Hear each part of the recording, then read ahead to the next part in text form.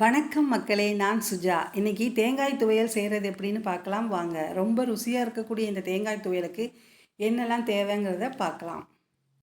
அரை மூடி தேங்காய் எடுத்துக்கங்க. உளுத்தம்பருப்பு ஒரு 1.5 கைப்பிடி எடுத்துக்கங்க. மிளகாய், கருவேப்பிலை, புளி, பூண்டு, உப்பு இதெல்லாம் வதக்கிறதுக்கான எண்ணெய் எடுத்துக்கங்க. வாங்க இதை எப்படி செய்யலான்னு பார்க்கலாம். ஸ்டவ் ஆன் பண்ணி கடாயில் எண்ணெய் விட்டு எண்ணெயில் உளுந்து போட்டுக்கங்க. அதுலேயே வரமிளகாயும் போட்டுக்கோங்க.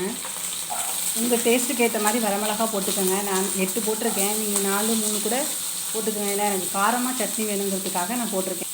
புளி, பூண்டு, தேங்காயும் போட்டுக்கோங்க. இதுக்கு தேவையான அளவு உப்பையும் இப்போயே சேர்த்துருங்க. நல்லா வதக்கி விடுங்க. இந்த துவையல் தயிர் சாதத்துக்கும் ரொம்ப சூப்பராக இருக்கும். லெமன் ரைஸ், புளியோதரை, சாம்பார் சாதம், ரச சாதம் எல்லாத்துக்கும் சாப்பிட்லாம். இப்போ வதங்கிருச்சு. இதை எடுத்து ஆற வச்சுடுங்க. இப்போ அரைச்சி எடுத்திங்கன்னா சுவையான தேங்காய் துவையல் ரெடி ஆகிடுங்க. நீங்களும் செஞ்சு பாருங்கள். உங்களுக்கு இந்த வீடியோ பிடிச்சிருந்தா லைக் பண்ணுங்கள், ஷேர் பண்ணுங்கள், சப்ஸ்கிரைப் பண்ணுங்கள். தேங்க்யூ.